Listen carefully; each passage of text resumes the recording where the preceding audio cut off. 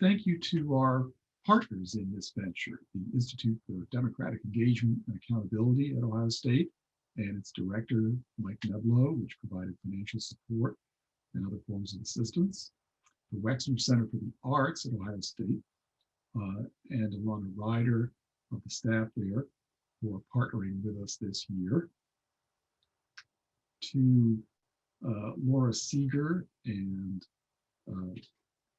Clara Davidson for help with the technology. Laura is in the History Department at Ohio State, Clara Davidson with Arts and Sciences Technology, to Chris Adams of the History Department for help with the various forms of paperwork processing and so on connected with this, and to a variety of colleagues in history who helped identify speakers and invite and host them. So with that, I will introduce the speaker for today, and that is Professor Victor Schur of the University of California at San Diego. He is a graduate of George Washington University, where he earned his bachelor's degree, and then a PhD in government at Harvard. He's the author of numerous books, including Factions in Finance in China, Elite Conflict and Inflation, Economic Shocks and Authoritarian Stability, and now forthcoming with Cambridge University Press, Coalitions of the Weak, Late Mao Power Strategies, and the Dawn of the Xi Jinping Era in the People's Republic of China. And when we started this seminar series back in the fall of 2019, there was no pandemic. And of course, it has created quite the shock in the world, including economically. And it seemed appropriate to have someone deliver the closing keynote who looked at the impact of economic shocks on governance. And Professor Schur is a serious student of sudden severe economic hardship and what that means for governance in authoritarian countries in particular, but also in weaker democracies and the like. And so he seemed a very fitting person to have give us a sort of an overview of where we are now. And with that, I will turn things over to Professor Schur. Thanks for being with us. Thank you, David and John, for having me, and thank you all of you for joining me today. As I was telling them, I used to live in Ohio when I was in junior high, and always really liked being here. So unfortunately, because of the pandemic, I couldn't visit in person, but that's something that hopefully I will get a chance to do at some point in the future. So let me share the slides here. So today I'm going to talk about this edited book that John was talking about, entitled Economic Shocks and Authoritarian Stability. As you can see, it is a collective effort. I mean, I'm the editor. I wrote the introduction, the conclusion, but also the chapter on China. But there are other contributors here for the book, as you can see here, including Lisa Blades at Stanford, Martin Dimitrov at Emory, I think, Kevin Harris, UCLA, Natalia Lemberova, Tom Popinski at Cornell, Dan Slater, who's at Michigan, Dan Treisman at UCLA, Joe Wong at Toronto, and Sean Yom. So really, a pretty large collection of my colleagues. We had a conference, you know, as these things often go. We had a conference, had great discussion, and did a book. It came out last year. I mean, it seemed like eons ago at the very beginning of the pandemic. And we're pretty happy with the results, you know, have gotten some pretty good reviews and so on and so forth. So I'm happy to share with you the results of the book today here.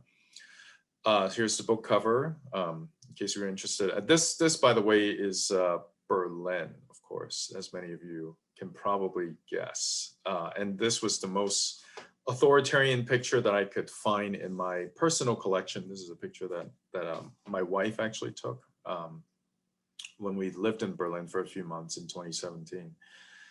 Okay, so I will begin by talking about the extant literature on how economic shocks affected authoritarian stability. So this is a question, you know, we're by no means asking a new question. This is a question that political scientists and historians have thought about for quite some time.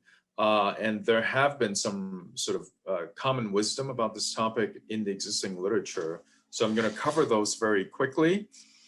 So the first thing is that in the recent literature on this topic in political science, the literature has really focused on institutional features of authoritarian regimes, which have helped authoritarian regimes to survive different kinds of shocks, but including economic shocks.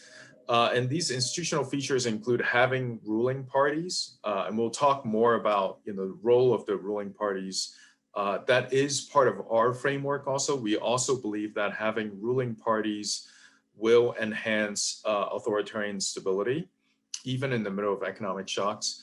Having sort of powerful police organizations is another key to authoritarian stability. And this is something that unfortunately we also know in the United States, where a lot of subnational authoritarian and authoritarian tendencies are enforced by the police.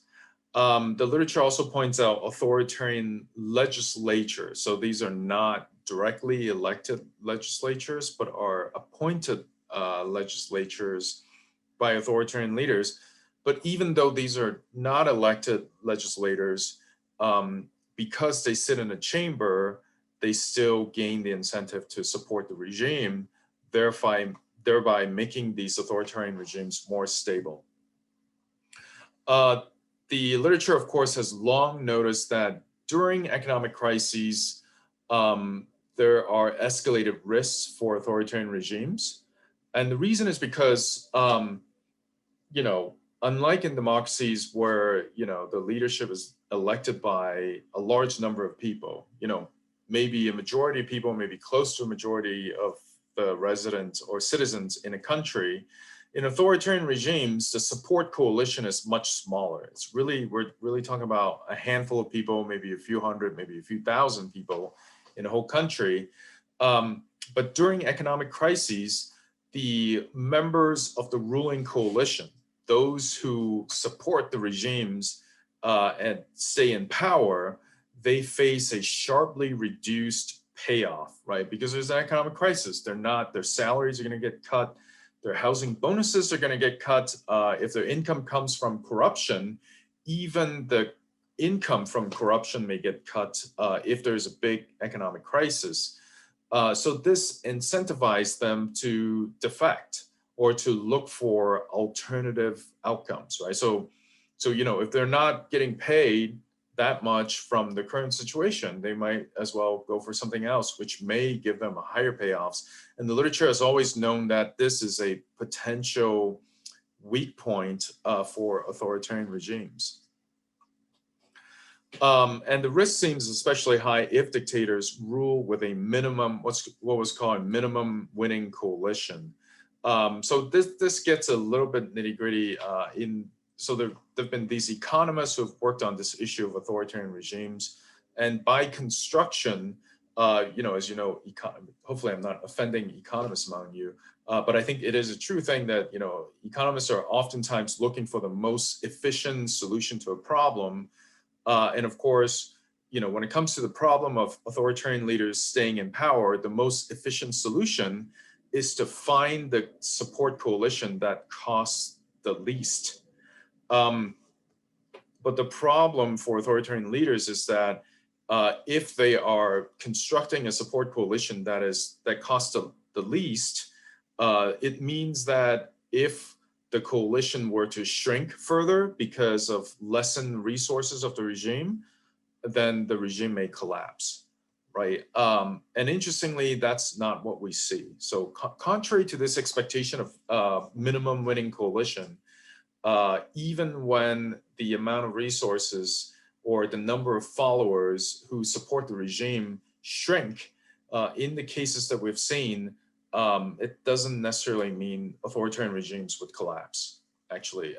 And this is one of the things that we find in the book is that authoritarian leaders turn out to be very nimble, very flexible when it comes to fashioning a support coalition fashioning and also refashioning, reconstituting their support coalitions so as to stay in power even during very challenging times. And it's one of the strengths of authoritarian regimes which have managed to survive up to this point. Okay. Because of high risks of regime collapse during a crisis, dictators are also, some part of literature suggests that dictators are compelled to liberalize, right? So in other words, if you know that you're not going to have resources to pay the small number of elite actors to help keep you in power, you might as well throw things open, maybe have an election, and to get popular support in order to stay in power. So you know, a few scholars have suggested this mechanism for even democratization. Interestingly, we don't see that a lot in the cases that we have looked at. And these are sort of mainly post-Cold War era cases. So maybe that also is specific to the time period that we've looked at. And the extended literature also focuses on the dichotomy between authoritarian survival and regime change. We suggest that there's an alternative outcome, which is refashioning of the support coalition. So, you know, as I mentioned, here are some of the ways in which this volume challenges some of the existing wisdom and causal mechanisms identified in the literature. First, we focus on established autocracies, including China, Russia, pre-democratization, Taiwan, Iraq, Iran, Jordan, East Germany and Bulgaria, Malaysia and Indonesia. In the case of Indonesia, before the period of democratic transition in the late 1990s. The main outcomes after an economic shock were status quo, regime change. So that's in line with the existing literature. But we also look at a third potential outcome, which is the realignment of the ruling coalition. We think that is a new outcome that has been neglected by the existing literature. When faced with harder budget constraints, dictators often shrank or contracted the ruling coalition and reduced benefits to remaining members of the ruling coalition.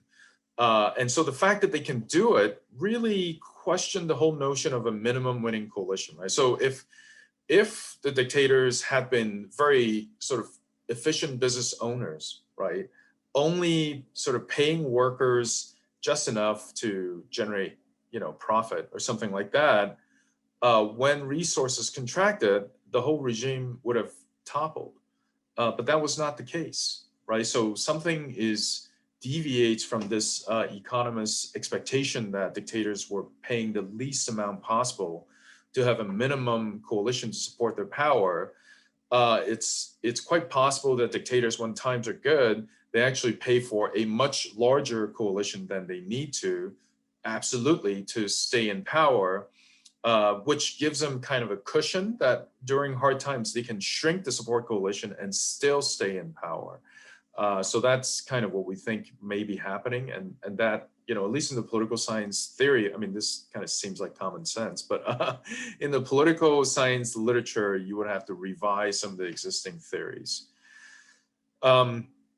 Instead of liberalization during crisis, again, what we find is that dictators are far more likely to deploy additional repression and to increase the use of propaganda instead of liberalization. And you know, I don't think the book is the final word on why this is the case. We observe this empirically, and in the Q&A, I'm certainly happy to speculate as to why this is the case.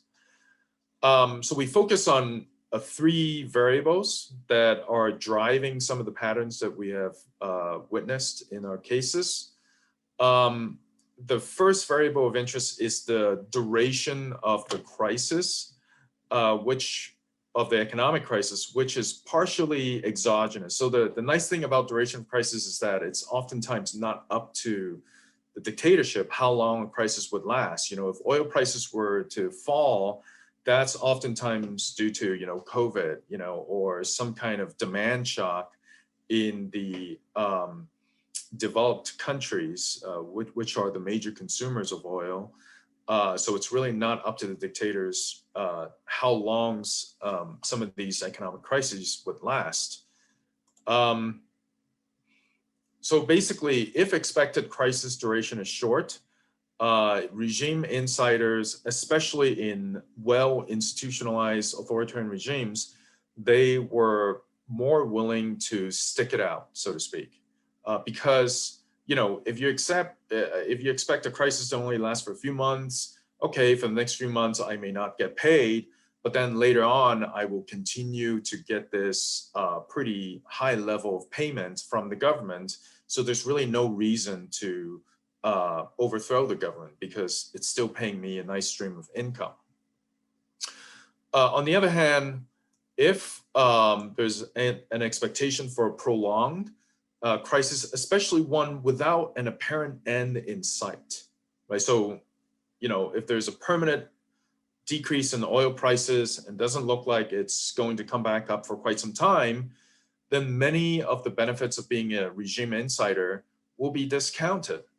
And so then regime insiders would be much more likely to look around and think to themselves, I wonder if there's another arrangement that will benefit me more so than this endless expectation of much lower stream of income or benefits. Maybe if I form a rival political party, as long as I don't get killed, I can one day become president, or I can, reap greater benefits from some other kind of alternative arrangement than is the case right now. So we think that duration of a crisis is a, important parameter.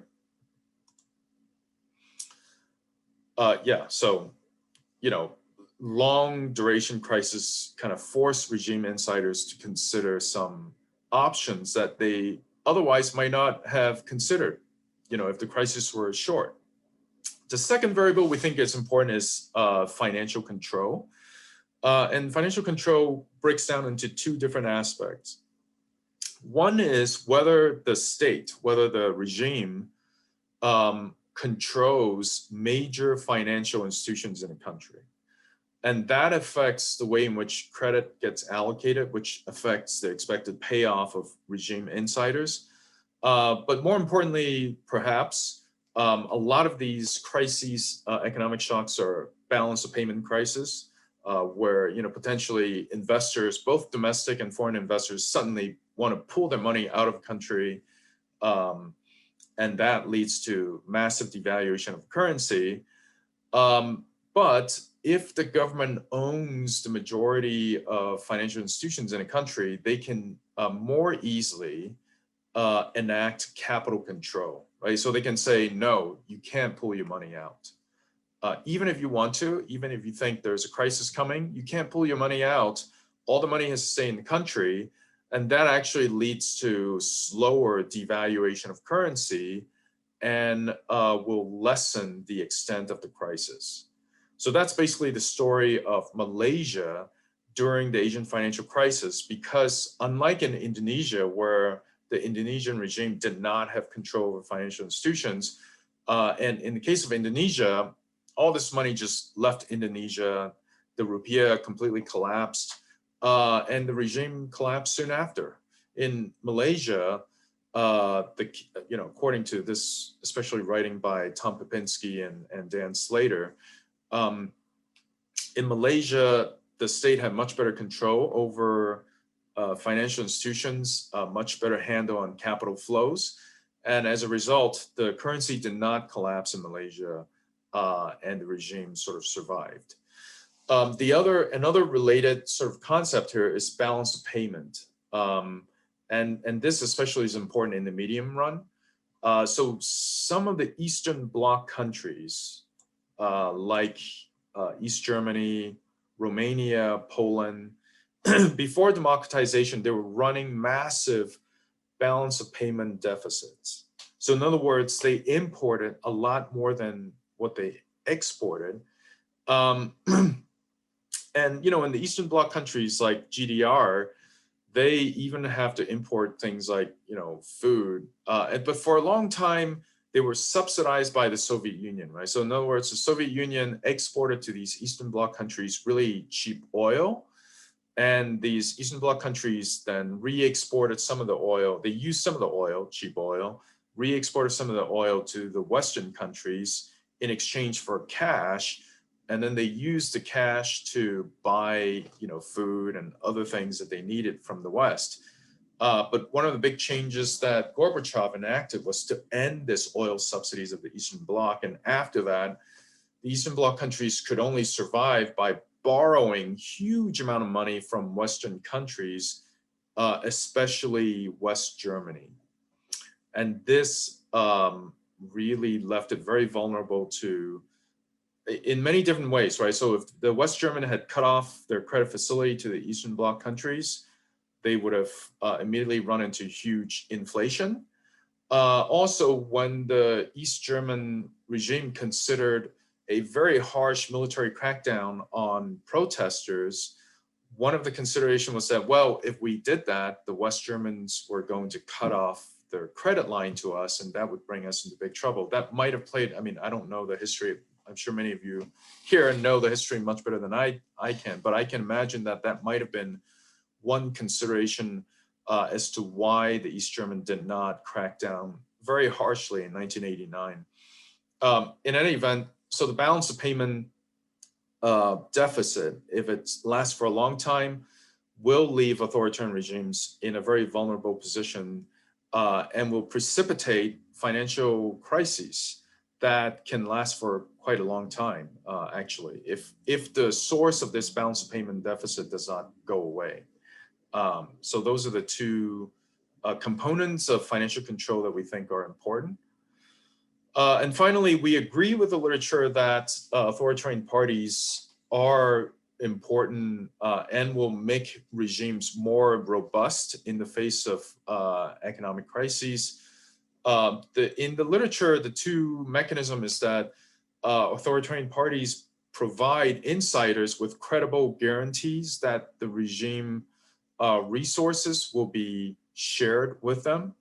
So in other words, like, if you're a member of the party, you're just going to get paid more, compared to an ordinary citizen, and that's something that you can really count on. The other thing is that authoritarian parties create an internal hierarchy, which creates expectation for future payoffs, and thus encourage party members to protect the status quo, right? So if, once you join the party, you're like, okay, today I'm at the very bottom, I don't get paid very much, but, if I get the next promotion, after that, I can get a lot of benefits, great housing, a driver, a car, and that will motivate some people to protect the authoritarian regime, right? But of course, as I said already, in a longer crisis, that's going to lead to discounting of future payoffs.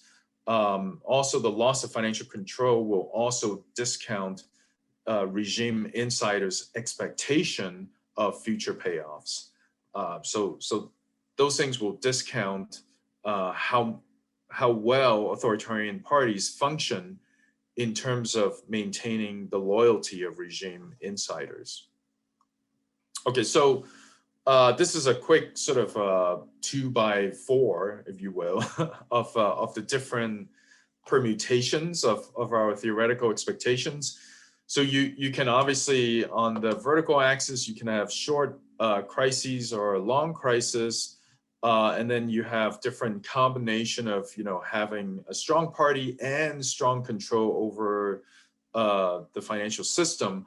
Obviously, the most likely scenario for an authoritarian regime to survive is when you combine a short economic shock with a strong party and a strong control over the financial system. That basically was the case in China in 2008, 2009. Taiwan in 1973, and also Malaysia, as I mentioned, in 1998. In those cases, the crisis didn't last for a very long time, and you had very strong, regime control over the party, regime control over the financial system. And so that was not a problem for these regimes to survive. You have a bunch of intermediate cases. So you have long crises, but then still strong party and strong control over the financial system. In most of those cases, the regime survived. They might have had to reshuffle the support coalition somewhat in order to survive. And I'll talk about the case of Iraq from 1991 to 2003, which is, a very interesting case of this, where, the shock was a prolonged one because of US sanctions, but Saddam Hussein was able to refashion the support coalition, and it successfully allowed him to survive until the Second Gulf War, of course, which finally sort of toppled him.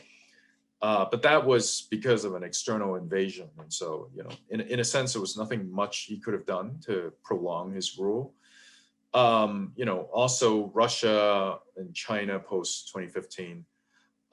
You have cases where either a short shock or a long shock, but you had strong party, but then weaker financial control. That was the case in Indonesia, 1998, and that led to the downfall of Indonesia because of this lack of control over the financial system. Also led to collapse of the Eastern Bloc states in 1990. Eastern Bloc states had very strong parties. They were communist parties, Leninist parties, but because of this balance of payment problem, and obviously lack of Soviet military aid, they collapsed. So that we can talk about that. Obviously, I don't think that balance of payment was the only reason that the Eastern Bloc countries collapsed, but I think it was an important and underappreciated factor in the story of the late 1980s and early 1990s. You don't have a lot of cases where there were short shocks, but then a weak party and a strong control over the financial system. Even in the case of long shock, weak party, strong control over the financial system, there was only the case of Iran after 2006. And then sort of because this book does not focus on a lot of cases where regimes collapse. We didn't have a lot of cases where there was weak party, weak control over finance. Ironically, the one case where we did have weak party, weak control over the financial system, and also a prolonged shock, typically you would associate that with a high likelihood of regime collapse. But in the case that we have Jordan in the 1990s, the Kingdom of Jordan obviously survived, but as the case study lays out, that was only because Jordan then received a lot of external aid from the United States and from Israel, which allowed them to survive the economic shock until today. So, obviously this is not a model that can take into account every single variable out there. There will be extenuating circumstances. It's not a deterministic model. It's only a probabilistic model of authoritarian survival. So I'm going to go through a couple of the main cases that we have that I find really interesting to talk about. The case of Saddam Hussein is extremely interesting. This case was authored by Stanford political science professor Lisa Blades. So basically the story there is that, obviously, as we all know, in the middle of the first Gulf War, the UN imposed very harsh economic sanctions on Iraq, which greatly weakened the balance of payment in Iraq.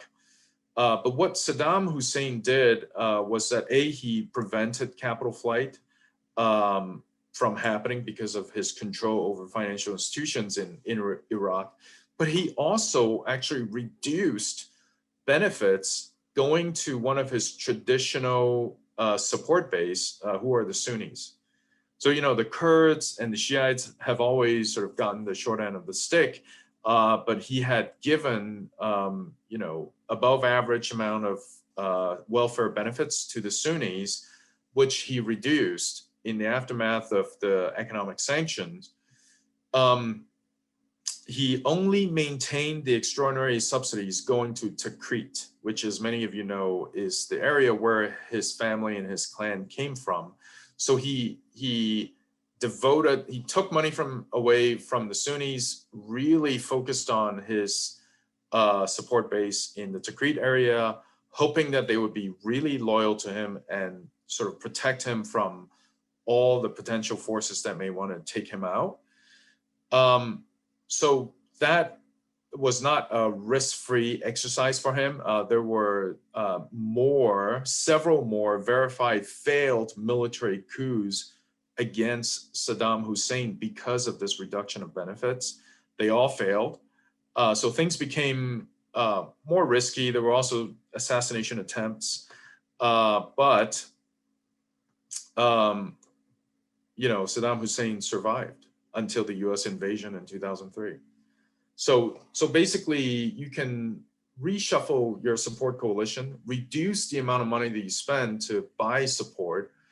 Things are going to be more dicey, but you can survive, as Saddam Hussein did until the U.S. invasion.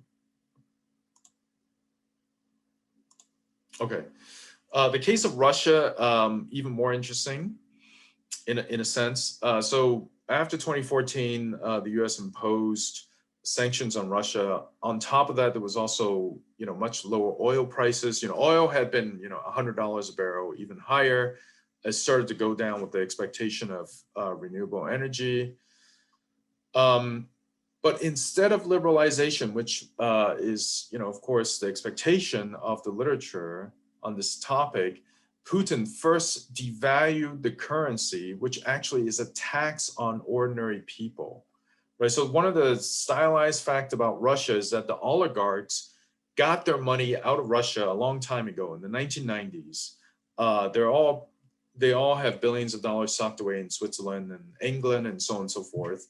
So when the ruble devalued, it mainly hurt ordinary people who were holding on to rubles but could buy less food from abroad, right? So Russia was and still is a net importer of food. So when the ruble devalues, there's food inflation, which tend to hurt ordinary people more so than the elite. At the same time, Putin also ramped up patriotic propaganda and the use of social media to direct public opinion. So Putin blamed what was happening, higher food prices, to economic sanctions, which, there was actually, it did play a role in the hardship of Russian people. That's kind of the problem of economic sanctions, is that it will hurt ordinary people. It's just a fact. But, obviously the people, but, in this case, the devaluation also hurt ordinary people. Obviously, Putin didn't highlight that fact, and was successful in persuading the majority of Russians that it was the fault of external powers and that they should continue to support Putin. His popularity ratings continue to be very high after the imposition of the economic sanctions. Now it's finally falling, as we saw recently with the protests and so on and so forth. But for a long time, his support was quite high. So the challenge for democracies, especially democracies who would like to spread democracy, is that media control seems to be pretty effective in limiting anti-government sentiment, especially in places where the government can really control both traditional media and social media, which is the case in both China and also in Russia.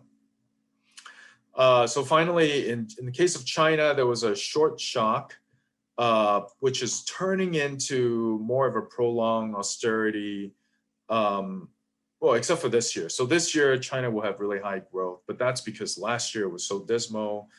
But that's going to be the case for the whole world, because growth last year was really dismal.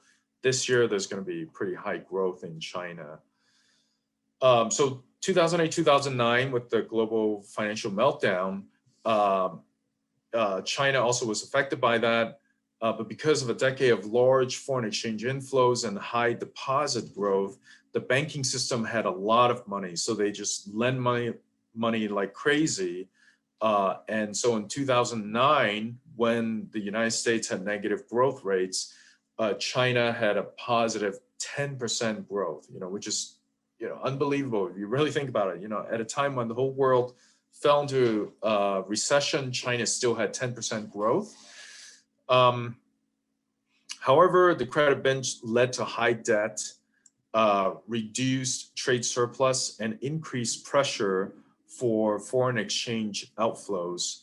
And this created a prolonged period of slowing growth starting in 2013. I mean, in fact, in 2015, China had a near economic crisis. And if China did not have $4 trillion in its foreign exchange reserve, there would have been a major financial crisis in China because over $1 trillion left China in 2015, 2016. Any other country would have faced horrendous, inflation, currency devaluation. But because China had an additional $3 trillion in its foreign exchange reserve, it was able to avoid this economic crisis.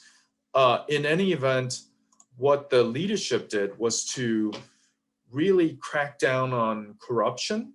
And this happened sort of even before 2015. Starting in 2013, there was a massive anti-corruption campaign. And China did something really kind of conceptually similar to what Saddam Hussein did after the economic sanctions, was to take a lot of benefits away from regime insiders, especially people who were not in his faction, arrest many of them, make sure the surviving ones did not engage too much in corruption. I mean, I think there still was a lot of some corruption, but not nearly as bad as what it had been in the Hu Jintao years. And therefore, made the economy and the government a little bit more efficient, but the payoff to the regime insiders were reduced also. Right. So here are just some graphs showing the slowdown in credit expansion in China after 2008, 2009. I mean, obviously, you couldn't really sustain credit growth of 20, 30%. This is let me see, the darker gray line, which is this one,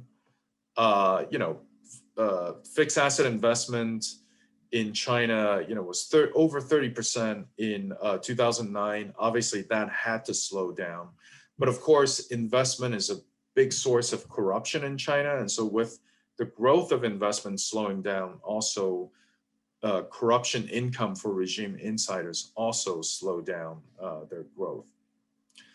Even some of the fiscal expenditure categories associated with corruption, like construction, like general government expenses, as you can see, the growth rate of that also fell pretty quickly, especially after the beginning of the anti-corruption campaign in late 2012.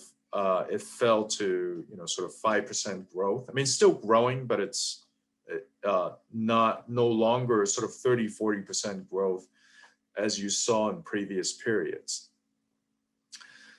So in the future, I think for China, obviously the paths for stability in China is continue to be really strong. The Communist Party is a very strong organization, arguably more so because of the anti-corruption campaign, which started in 2013.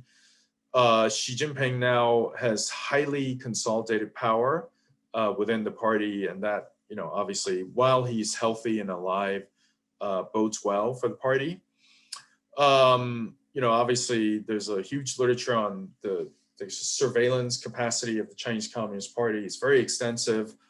All phone calls, all social media use is highly monitored by the government. Facebook, Twitter, and Clubhouse, some of you are on Clubhouse, are banned in China.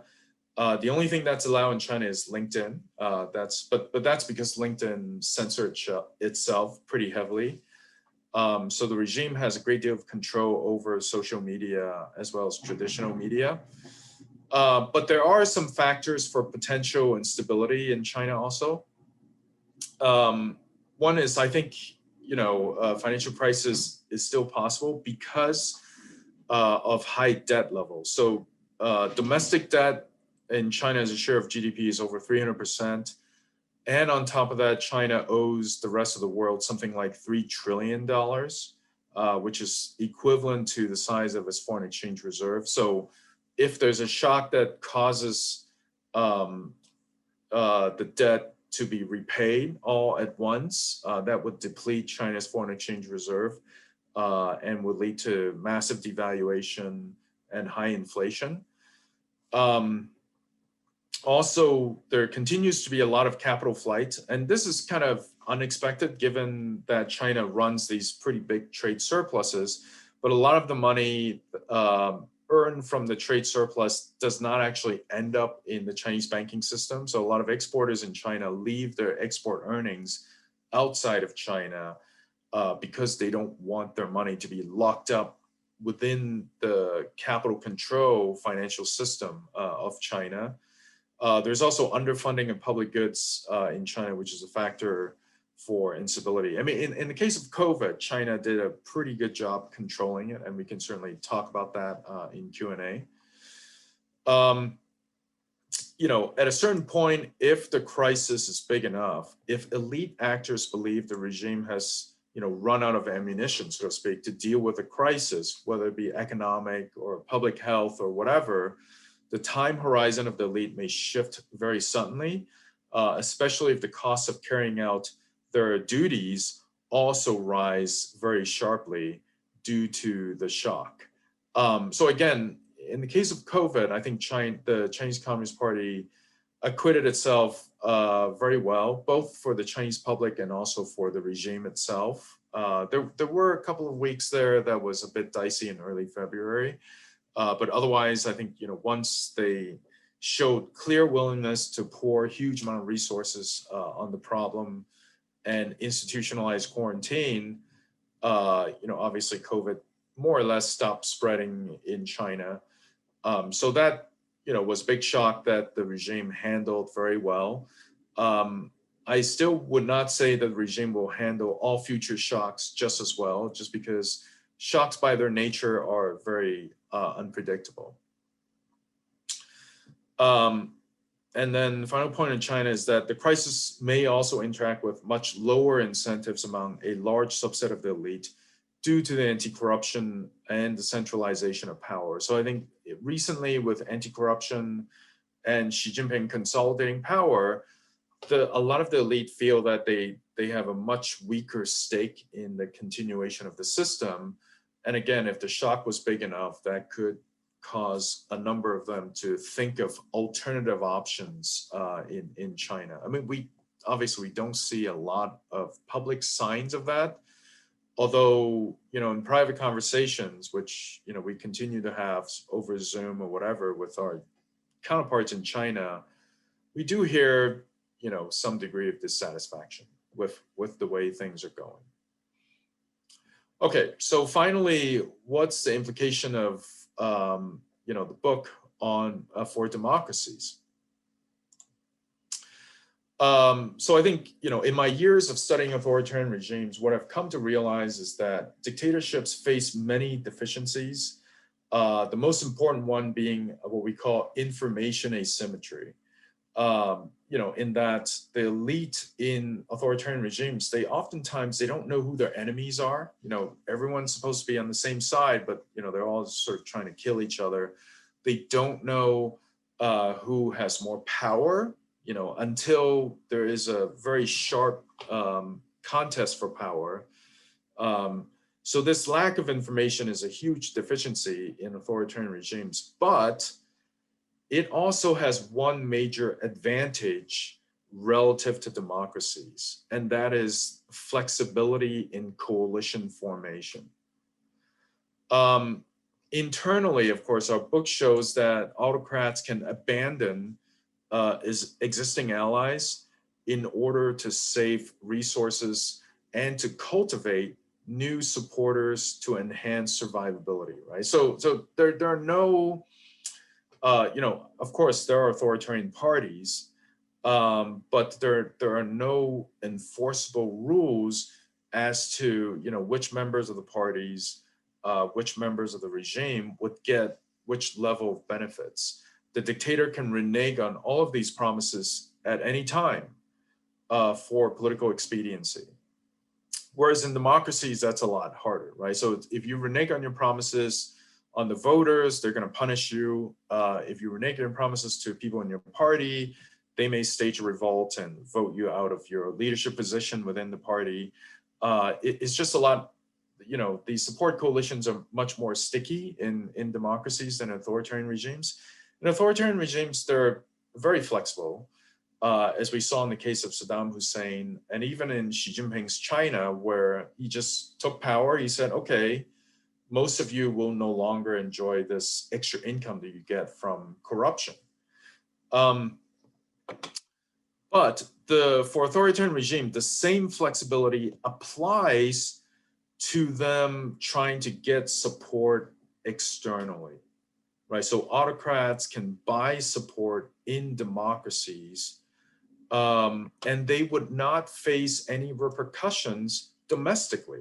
Obviously, it's an authoritarian regime. No one in authoritarian countries like Russia and China is going to be like, hey, wait a minute, you should not influence elections in the United States or in Germany or in the UK.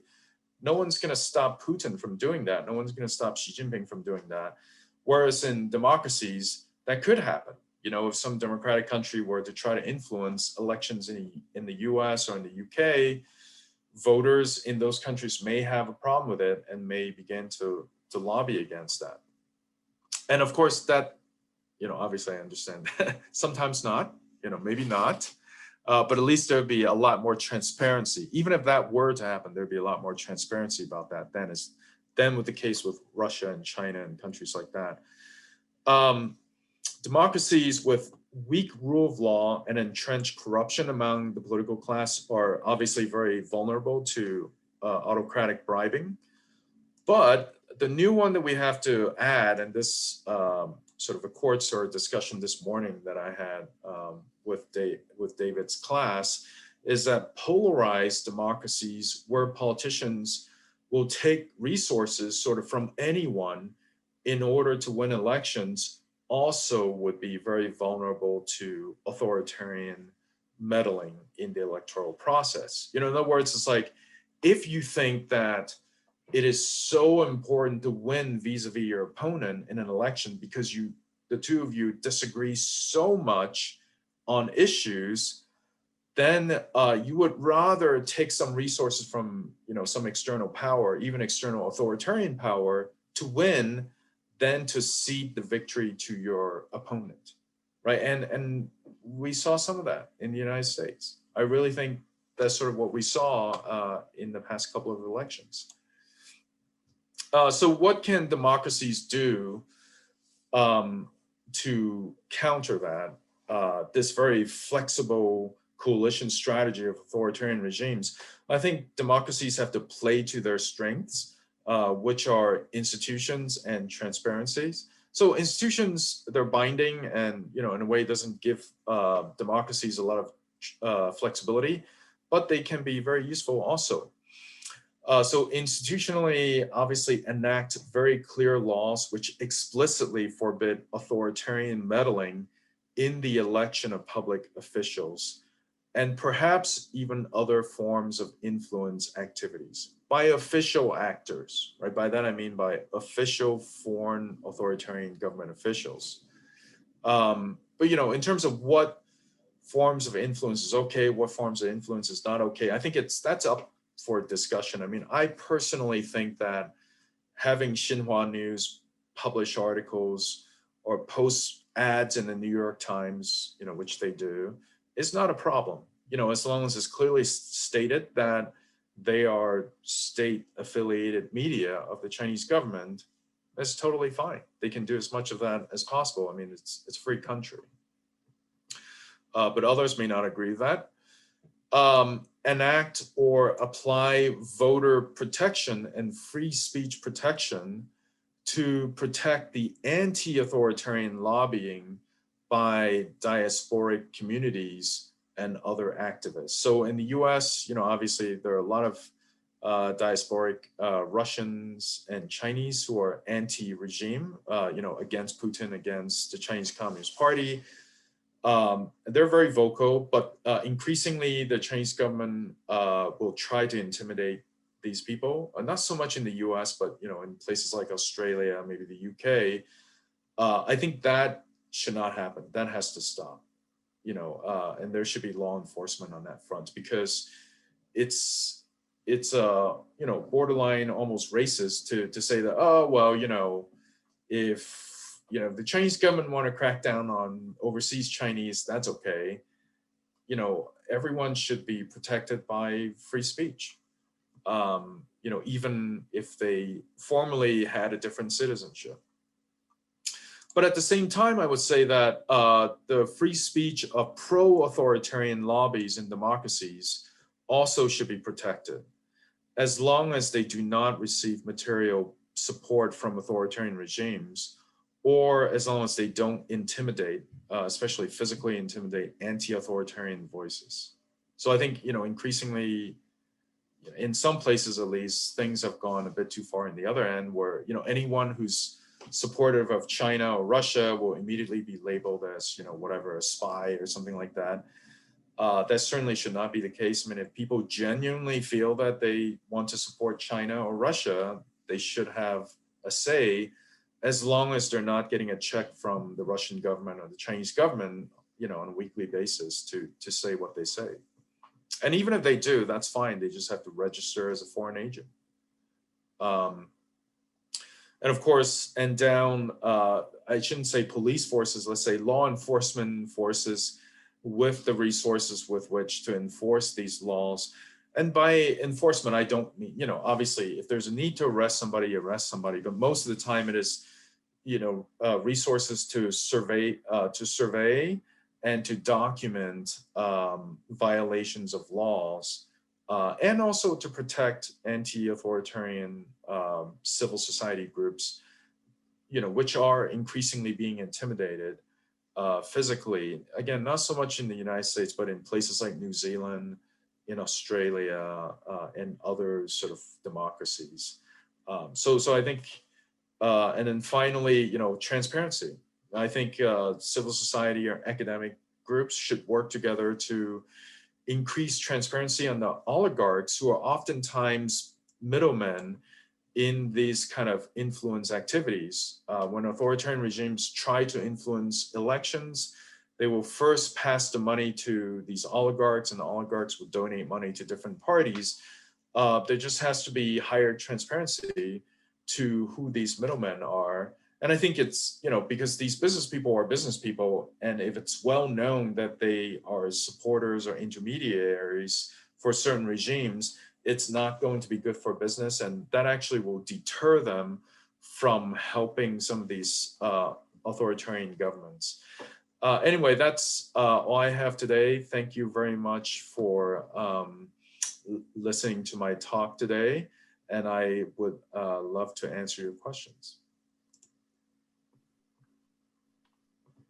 Alrighty, very good. Thank you. Thank you, Victor. Let me ask a question of my own to start the ball rolling. Where do you think Burma might be someday? In other words, is there a tipping point in Burma first? And what would that take? And actually, this is inspired by the Chevron articles today in the paper, saying that Chevron is campaigning to not be interfered with it doesn't want sanctions against Burma because it doesn't want to have, but for example, if Chevron were to pull out of the gas field in Burma, would that put enough pressure on the Burmese regime to start the ball rolling toward the breakup of the benefit system of the authoritarian, the military regime? Yeah, so that's a really good question. I mean, I haven't looked at the case of Burma too closely, but I think you're on the right track. And that is, really depends on where the regime is getting a lot of its income. I think my guess in Burma is that it is a lot of natural resources export. But Chevron, the Chevron field, I do wonder whether the gas pumped out of that field is sold to Southeast Asia or is sold to China. Mm-hmm. because it's very clear that the Chinese government works closely with the Burmese military government Mhm. and is supporting it in some sense, right? And again, I'm not an expert. I don't know the full extent of Chinese government support. I think the Chinese government also is a bit ambivalent because the Burmese military regime likes to do its own thing sometimes, and it's not as obedient to China as, say, the Cambodian government. But nonetheless, probably the Chinese government would, always has a preference for either a very corrupt democracy or an authoritarian regime, because the Chinese government, because that's how China operates. They don't like to play this game of trying to befriend civil society organizations, political parties to get influence in a country. They would just like to buy off a small elite as a way to exert control over a country. So I think the Chinese government is backing Burma in some sense. And if that's the case, like the case of Venezuela, even if the US were to pull out some major investment project or even to impose some kind of economic sanction, it would not immediately lead to the collapse of these regimes. Mhm. Mhm. And the case of Venezuela is very clear. If China and Russia had pulled all their support for Venezuela, then obviously it would have collapsed. Yeah. But Venezuela survived because of some aid, from China and Russia, and also Cuba. Mhm. Cuba provides sort of the people, but obviously financially, Cuba can't provide very much. Mhm. Well, so in effect, if you were talking about the Soviet Union providing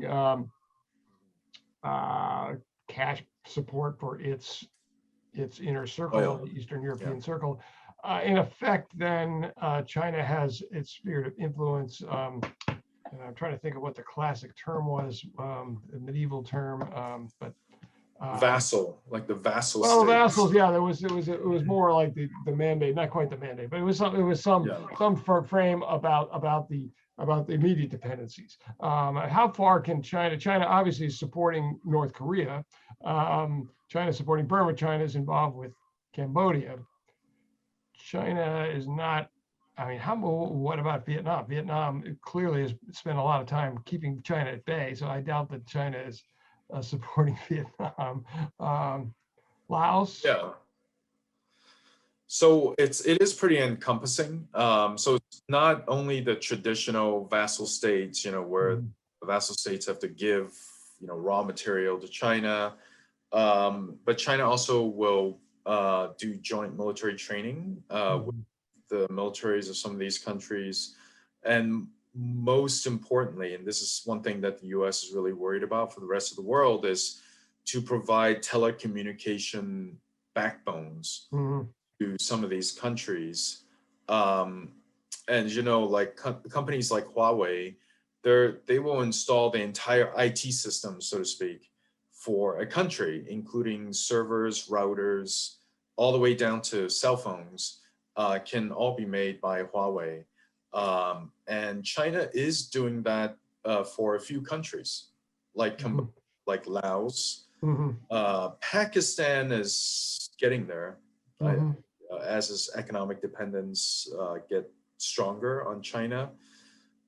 So that is one way in which China extends its influence overseas, is by a combination of financial support, uh, mostly toward infrastructure, but also sort of incentivizing countries to adopt the telecommunication technologies of China, um, and also weapon systems from China, which leads to military cooperation also. Right. Yeah. Well, this would get us off track, but I'm fascinated about the future of China in Afghanistan once we leave. But maybe that's not quite our topic here. There is a question that feeds into a question I had, which the question is about Hungary as a hybrid, and I guess that fits into my model of what are the support structures for, how do you analyze support structures for soft authoritarian states like Hungary? How do we analyze those in terms of their ability to resist shock and their special qualities? Yeah, so I think Hungary is increasingly authoritarian, and some would say even sort of full-blown authoritarian at this point. When you intervene in elections so extensively that you begin to arrest opposition leaders on a large scale, when you independent media on a large scale, you're pretty much up there with Russia. In Russia, you have opposition parties, and they just get killed sort of occasionally. So I think Hungary is getting there, and yeah. So the puzzle of Hungary is that it also must be getting some kind of support from somebody. I mean, Hungary is an interesting case because it is a member of the EU, and the EU is actually subsidizing Hungary. That's why there is this debate about like, oh, are we going to expel, Hungary from the EU? It's kind of a big deal for the EU because it doesn't like to lose members, especially after Brexit. But at the same time, if you have this, very authoritarian country as its member, are you going to keep plowing, agricultural subsidies to it? It also is one of the One Belt destinations of China, and so China has some investment in Hungary. I haven't looked at exactly how much, but I think it is substantial for a country like Hungary, and so that there could be some of that going on. Right. But with COVID, because it is part of the EU, I don't think it has undergone too much economic hardship. And yeah, so it is this weird situation where the EU is keeping it alive, and the EU has to debate whether or not to pull their support. And the EU is keeping Poland to some degree. I mean, they're keeping Poland. Whether they're keeping Poland alive is another matter, but they're keeping Poland inside and Poland is drifting in that direction, if not all the way there. It's drifting, yeah, but not nearly as bad as Hungary is present. Right. Well, what about COVID? And here we are in, authoritarianism was an established problem as of spring of 2020, but then COVID hit. So what is your sense of where we are and where we're going in relation to the impact of? Yeah, so I think the history of the early COVID period is yet to be written, but I think there was a very interesting story there with oil prices. So if you remember in April and May, oil prices went negative, actually. This was like the first time ever oil prices was negative, and had that state of affair persisted for even 2 or 3 months, Russia would have been in deep trouble. Probably not Saudi Arabia, just because the production costs in Saudi Arabia is really low. But Russia would have been in deep trouble. Mexico would have been hurt. Some of these African countries like Sudan with higher cost oil would have been in big trouble. But the big one was Russia. But what the Trump administration and OPEC did was to negotiate a reduction of production. It is a cartel, but I think the US did play a pretty significant role, because the US is not an OPEC, but it basically got US oil producers. And by now, of course, we know the US is a major oil producer alongside with Russia and Saudi Arabia. But basically the Trump administration created a situation where even though US oil producers went in with the cartel and reduced their output, and that managed to keep oil prices at above $30 a barrel. Now it's a $60 a barrel. And that really helped out many of these authoritarian regimes. I mean, who knows what would have happened if oil has stayed at $10 to $20 a barrel for a while. I really think Russia would have been in deep trouble. And even now, it's not doing great. These protests and so on and so forth. Some of that can be blamed on still relatively modest oil prices, which is not giving the Russian government a lot of resources with which to, placate its population. So we are seeing these protests and brinkmanship and so on and so forth. I mean, I'm not an expert in this area, so someone can maybe more about what's happening. But I think that what happened the middle of last year was very interesting, and I really look forward to someone really digging into Mhm. in that period to tell the full story. Right. I mean, one dimension of that would be simply lost, the impact beyond oil, though oil obviously plays a huge role in these petro countries, petro-authoritarian states. But just generally lost, a lost year in economic growth for much of the world. Where, to what degree has that had a lasting impact, or what might be a lasting impact on? Yeah. So I would say that both the Trump administration and especially the Biden administration's decisions to have 2 rounds of massive stimulus, Mhm. those were the correct decisions to Mhm. maintain the influence of democracies. Because you can imagine without the stimulus, the US would have lapsed into a very deep recession. There would have been just massive unemployment. There still is massive unemployment, but there would have been massive hardship. Millions of people would have been on the brink of starvation, homelessness, other, health, obviously health hardship, which people faced anyway. And basically the US would have been in no position to pay attention to anything else but the hardship faced by millions of Americans. And that would have been the case in Europe, would have been the case. But fortunately, Mhm. because of bipartisan support, the stimulus bills were passed last year. And even this year, there was, less of bipartisan support, but it was passed this year also.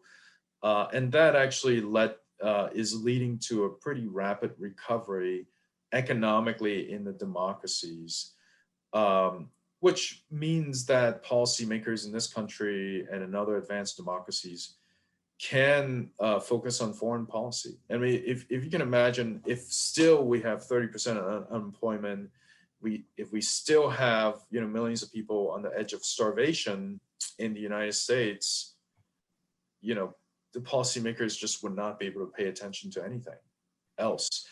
And in a time when China especially did quite well economically last year because they were able to pull out of COVID Mhm. quickly last year.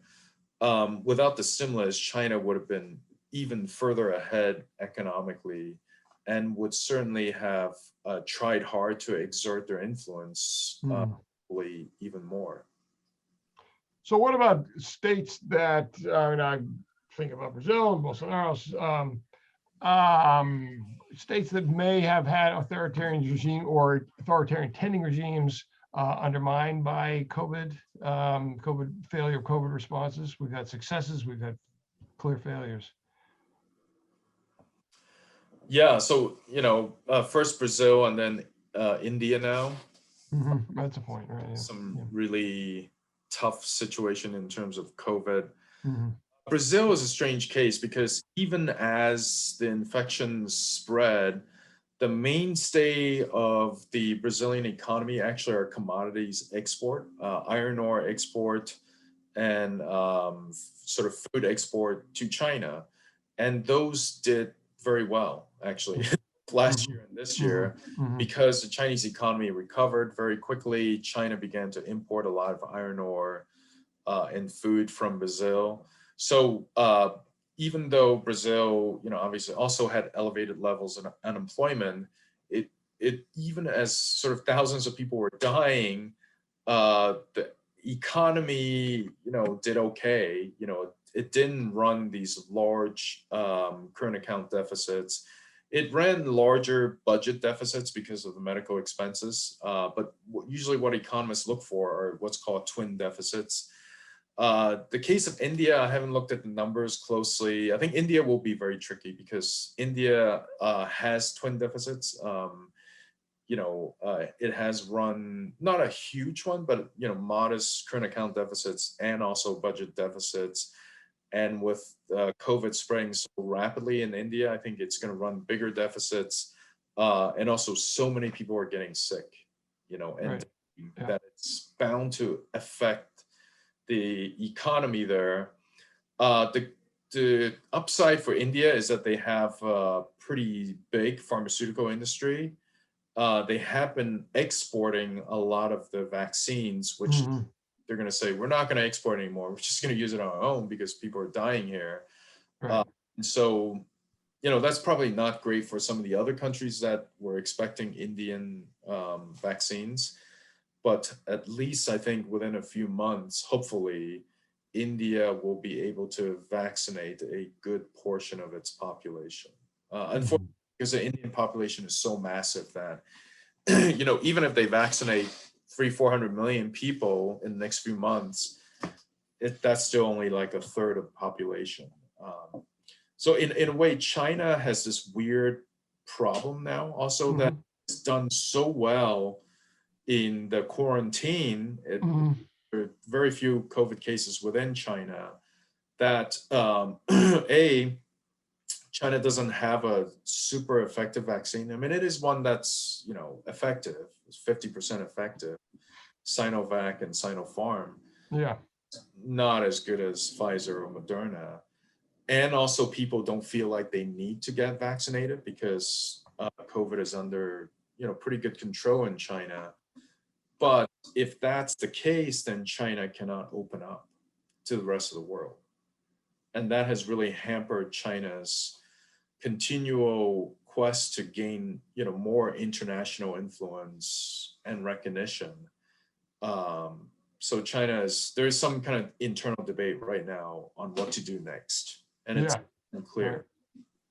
Well, the big question is with I think back to India, whether or not Modi's government could in fact, how they will they in fact survive this. Presumably they can. I can't see that there's really anybody waiting in the wings to take the reins. If we think about U.S. policy, I mean, in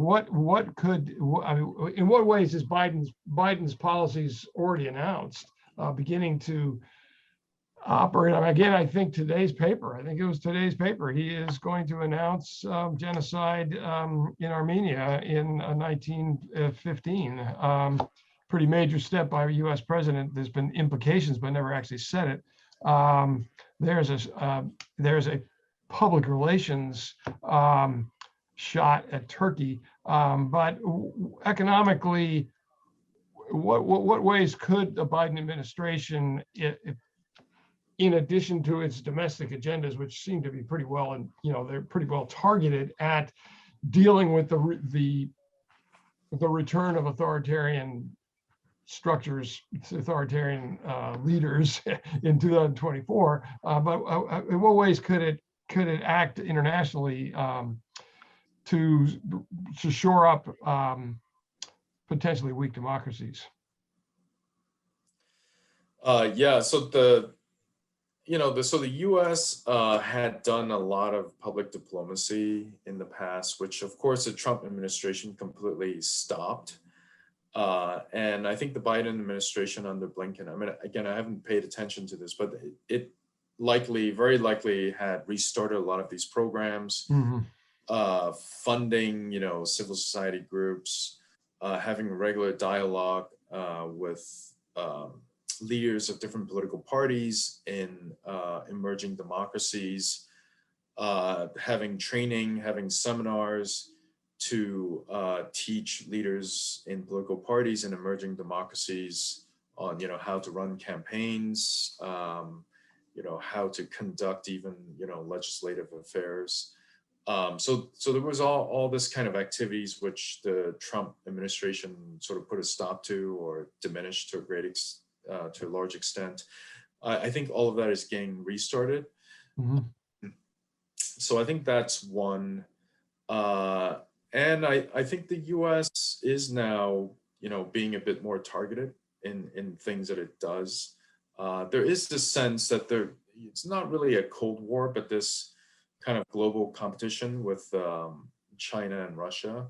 And so the U.S. is selectively probably giving additional help to some of the countries that are maybe more battleground, if you will, countries, between between sort of the US and its allies, Mhm. China and maybe Russia. Mhm. And I think you can read the news and kind of guess what these, I mean, I don't really know Yeah, what right. these countries Yeah. are, but you know, maybe like Thailand or something like that, or maybe, you know, some of these other countries. Yeah, I wonder about Thailand, having a number of relatives living in Thailand. I wonder about the soft authoritarianism that in fact it involves privileges to a large body of people in the party, but it's not so much key actors as key kind of key slices of class demography. Let me, is there any African angle on this? I mean, in a certain sense, Trump was pulling out of Africa. China has been very consistently moving after African resources over the last 20 years, 15 years. Is there any sense, do you have any angle on what might be unfolding in Africa in the next? I have less sense of it. I'm not really Yeah. an expert. I think China is now more careful in terms of which countries it will devote a large amount of financial support. Yeah. Just because they lost a lot of money. You know, the Sudan thing was a debacle. The Chinese government lost billions and billions of dollars lending money to Sudan. So it's going to be more careful. It's more strategically focused. So in Djibouti, China has a military base in Djibouti, the first of its kind so far away from China. Might there be another one? I think there could be at this point. But you know, of course, the host countries are very willing because they're getting a lot of money from China. Just, you know, the U.S. really can't say that, oh, you can't do that. You know, it has to sort of persuade countries in Africa that, okay, well, you know, you can take this money, but then there's a cost. So I think the U.S. really has to think about how it will incentivize strategically important countries to, you know, help the U.S. out more so than China. But sometimes maybe it doesn't need to do that. You know, maybe some of these countries are not so strategically important, so that even if they're friendly to China, maybe that's completely okay. Yeah. So it really depends. But yeah, I haven't really looked at it. Right. Well, I mean, there's another. I mean, if we said Africa offers one problem, the other one that is strategically significant for China, and whether it is for the United States anymore, whether we've lost our hand there, but clearly the Silk Road Initiative slices through, either imposes in Xinjiang or is funding fairly authoritarian Central Asian regimes. What's your sense of how that's playing out in terms of Chinese influence, Yeah, but also just sort of power dynamics yeah, so my question about that whole thing is, you know, where is Russia in all of this? Through the Shanghai Cooperative Organization, yeah, China has channeled, and also the One Belt, One Road initiative, China has channeled billions of dollars to the Central Asian Republic. There are joint exercises now. China has military presence in some of these countries. Afghanistan, as you may know, there's a military base, Chinese military base in Afghanistan. Chinese military base in Afghanistan. It's a small one, but it's a fortified structure in Afghanistan. See, this is there's lots and lots of minerals. No, but the U.S. allowed that to happen, obviously. Yeah, it's very bright. US military being there. Yeah. So one implication of the Afghanistan withdrawal is that basically since the U.S. military intervention in Afghanistan, we've had the ability to open up a second front on China, which is no longer there because of withdrawal. So that's, you know, that's one implication. But I think, you know, obviously the war in Afghanistan is very problematic and it's very costly and so on and so forth. So there are very good reasons to withdraw, but the cost is that we don't have this second front potentially anymore. Mhm. Um, Well, and we abandon a lot of people too. and we abandoned a lot of it. And Central Asian republics. So yeah, I do wonder the role of Russia, because these countries are traditionally, where the Russians have a lot of influence. Increasingly, it is China, and also, even though the leadership, is secular, the population in these countries have both religious ties, but also just societal ties with people of Xinjiang. There's, Mhm. especially with Kazakhstan, there's, intermarriage, Yeah, right. extended families that live in these Central Asian countries, and they know the truth. They've heard the news of what has happened in Xinjiang. Mhm. So at a societal level, there must be some animosity against China. So the question is how that's going to get played out, in the medium term, even as, the leadership in these countries on the surface, of course, they're very friendly to China because they want financial aid from China. But whether, I'm skeptical as to whether these are true alliances that will last through periods of economic hardships for China. So if China stop cutting the checks, how friendly will these countries continue to be? Mhm. Mhm. Yeah, given, I mean, and given Mhm. essentially Islamic, I mean, the root of the problem in Xinjiang is Islam, and you have Islamic republics, or at least Islamic cultural republics, and you have a problem. We have a question from the audience about human rights issues and how effective they could be in engaging with authoritarian regimes, as it's put, beyond the short term. How effective can human rights issues be in the way democracies interact with authoritarian regimes and their coalitions? I don't Yeah. know. Yeah. So I think, obviously at a diplomatic level, I think, even if it's to appease voters in their own country, leaders of democracy should raise these issues. For civil society groups, one thing that is even more, I think, effective is to link them to trade. Mhm.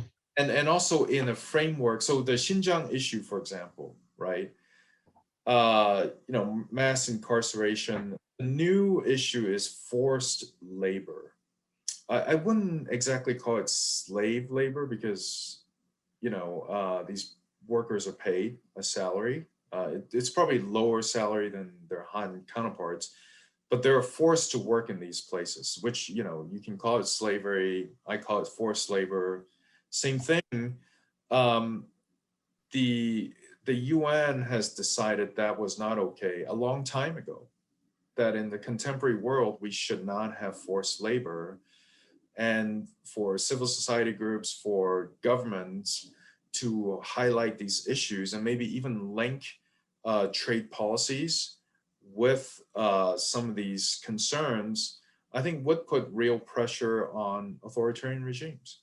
Mhm. Mhm. Okay, because you're using forced labor, we're not going to buy goods which may be produced by forced labor. If anything, that will incentivize industries and companies to establish these clean supply chains, right? So, and this is nothing new. People have been doing this for decades because of child labor, because of previous um, forced labors. There have been investigators going around the world checking, not just in China, but in a whole bunch of countries, to make sure that Nike or Sony or whatever Mhm. not Mhm. using child labor, they're not using forced labor. So basically, politicians in advanced countries, corporate leaders, consumer, and civil society, they just need to elevate awareness on this issue and to link trade policies to a clean supply chain. Mhm. I think that's extremely effective. And that's the origin of the Xinjiang thing. And this is why the Chinese government has completely panicked It's like, oh my gosh, potentially this could damage our trade. We have to fight back. I think they're fighting back in this kind of very awkward way, where they say that, oh, either they vacillate between like, we don't have forced labor in Xinjiang, to like, so what, even if we have it, what are you gonna do? So it's like, you have to decide which argument you're gonna go with. If you don't have it, then just say you don't have it. But sometimes they kind of admit that they have it, but then say that it's okay. But I think, yeah, so a lot of the existing civil society efforts and even corporate efforts to make sure that they have a clean supply chain should definitely be used in pushing for human rights. And there's another topic that's sort of lurking around the edges here, and really the supply chains have been cut off to Iran. Iran does not, other than oil, Iran does not, but Iran is subject to massive sanctions. And I guess the question is, how long can Iran hold up? I mean, the issue here with Iran is that clearly there's an ideological, theological structure that is hard to break, but there still are regime insiders and there are regime outsiders. Yeah, that you have to, Kevin Harris, one of the contributors to the book, he's a huge expert of Iran. I mean, I would urge you to bring him in at some point. My impression is that Iran, because of diasporic communities, they have a lot of linkages with European countries, and they actually get a lot of money. Relatives of Iranians like wiring money back to Iran, and that is a major source of income for Iran.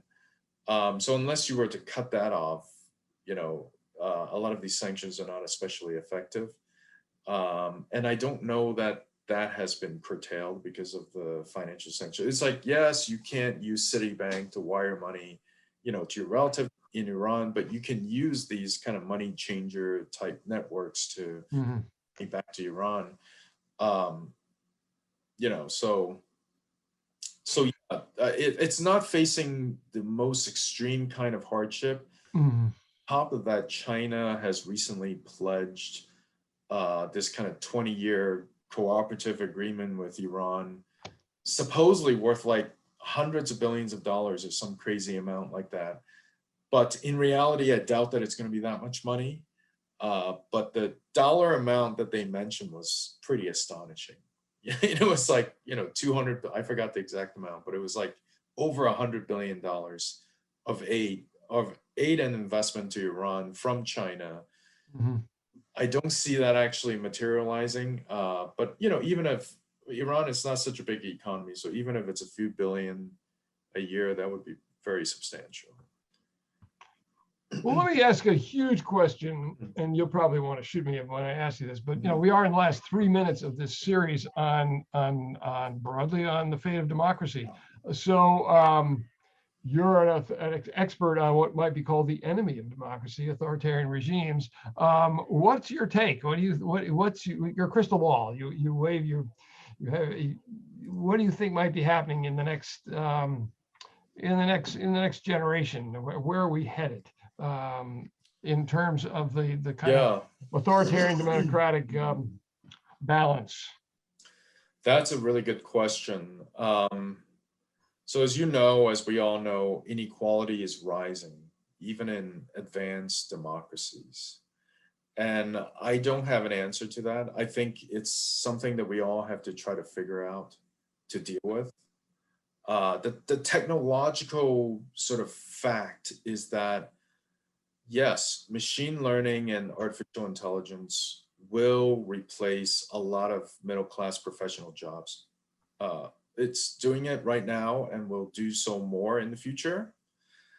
And so we have to figure out an economic model that will continue to give a, respectable and decent, at least decent, if not prosperous livelihood to the majority of us. If we can figure that out, then advanced democracies can continue to be the model for the rest of the world, for weaker democracies, for countries that are struggling to become democracies. if we fail to figure that out and this country becomes more polarized, more authoritarian over time, then it's not going to be good for democracy. So I don't have an answer. It's just, I just think that this is really important for us to figure out. I think that you do have an answer for it. I think you just gave us an answer, and it lies in that technological. You know, how do we handle prosperity in an age of extremely rapid technological innovation? But I'm going to, as the director, center director, I'm going to say thank you. I'm going to hand you back to David because I'm sure he has a word or two to say.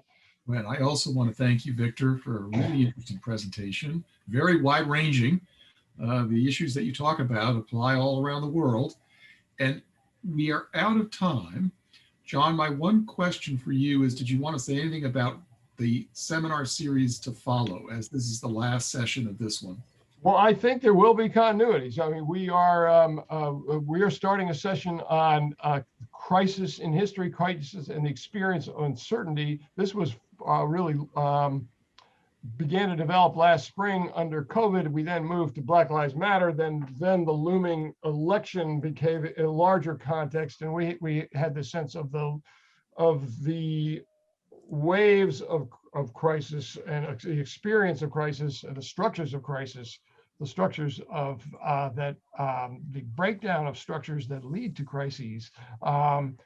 So all those will be on the agenda for next year and the next 2 years. And we will start with Robert Barrios, an anthropologist of natural disasters, and move from there. From Robert will start us off in September, and in October, Robin Wagner Pacifici will talk about actually the experience of 2020. And then in November, we will have Jeffrey Parker and Adam Ibzitsky talking about pre-modern Europe and the vast new literatures on climate change and economic stress, and how do we talk about crisis and resilience in the pre-modern past. So that's a preview for next year. And again, thank you all for coming today, and hope to see you next year. All right. So good afternoon, everyone. All right, and thank you, Victor, for a great session.